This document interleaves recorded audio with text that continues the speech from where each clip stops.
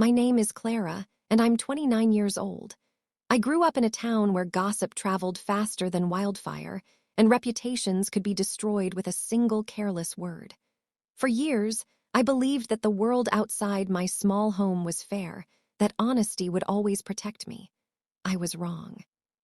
The betrayal started quietly, almost imperceptibly. My parents, who should have been my biggest supporters, decided that my independence was threatening. They whispered to neighbors, spoke to employers, and shared concerns about my honesty. In no time, doors that should have been open to me, jobs, volunteer opportunities, even social circles, closed silently. At first, I thought it was just bad luck. Maybe I wasn't trying hard enough. But slowly, the pattern became impossible to ignore. For 2 long years, I struggled to find work.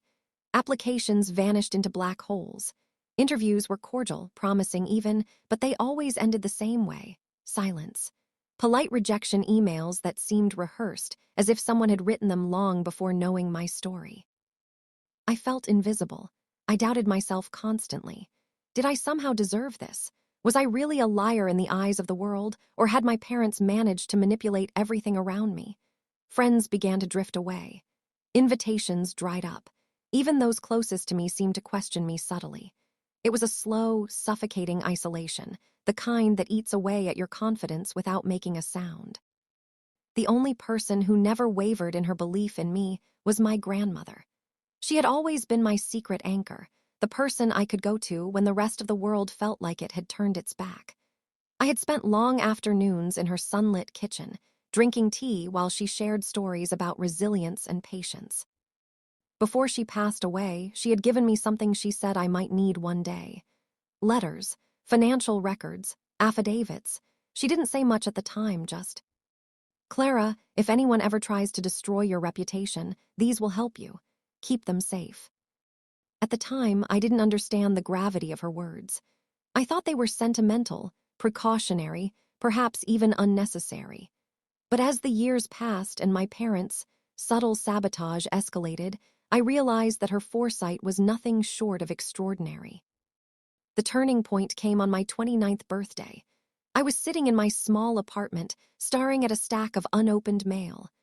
Bills, junk mail, and one plain envelope with my grandmother's familiar handwriting caught my attention. I hesitated, my heart pounding. With trembling hands, I opened it. Inside were carefully organized letters, notarized statements, and affidavits from neighbors, former employers, and family friends. They all confirmed the same thing. My parents had been spreading lies about me, questioning my honesty and sabotaging opportunities to make me appear unreliable.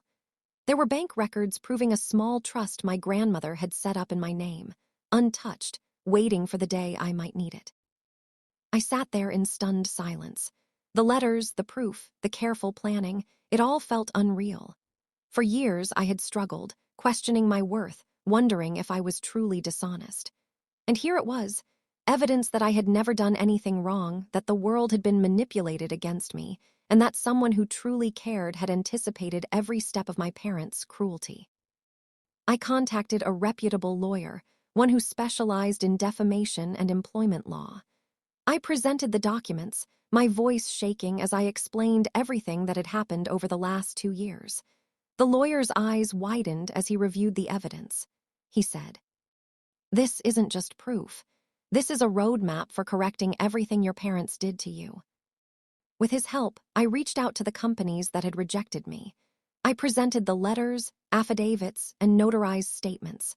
The response was immediate. Employers who had previously doubted me reversed their decisions, apologized, and offered new opportunities. One even invited me for a leadership role I hadn't thought I'd qualify for in years. The legal confrontation with my parents followed quickly. They were shocked, flustered, unable to deny the overwhelming proof. For the first time, they weren't in control. Their manipulation, whispers, and lies had been exposed, not by my words, but by the careful foresight of my grandmother. I remember one moment vividly. My father, who had spent years asserting authority over me, trying to control my life, stood in my lawyer's office, silenced by the undeniable evidence. My mother clutched her face, tears streaming, realizing that her power over me had evaporated in an instant. I felt no triumph, no gloating. I felt something far more profound: freedom.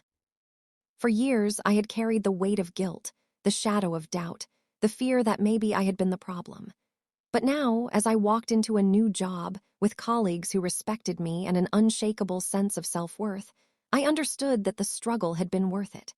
Not because I had defeated my parents, but because I had survived and the truth had finally caught up. Life gradually returned to a rhythm that was mine alone. I no longer worried about who might doubt me or who might try to undermine me. I mentored younger women in the workplace, sharing my story quietly, showing them that justice can arrive without noise, without revenge. It can arrive quietly, with preparation and patience. Occasionally, I think about my parents. I wonder if they ever understood the consequences of their actions, or if they still believe they were justified. But I've learned that I don't need their understanding. I don't need their validation. I have something far more enduring: proof, dignity, and a life built on truth. Walking through my town now, I notice the difference. People who once whispered behind my back now offer smiles, polite nods, and sometimes admiration. Employers who rejected me now seek my advice. And the younger women I mentor see me as an example that patience, foresight, and courage can outlast even the deepest betrayal. The letters my grandmother left me weren't just proof of wrongdoing. They were a gift of foresight and protection, a legacy of someone who believed in me more than anyone else had. Her quiet intervention reminded me that sometimes justice doesn't roar. Sometimes it waits. Sometimes it unfolds slowly, silently, until the timing is perfect. Today, I live a life free from the shadow of their lies. I no longer question my worth. I no longer fear the whispers of the past. I work confidently, laugh freely, and make choices for myself. And every time I glance at the letters my grandmother left me, I remember that true justice is patient, deliberate, and often comes when you least expect it. But when it arrives, it's unstoppable. I know now that the most powerful protection is sometimes invisible.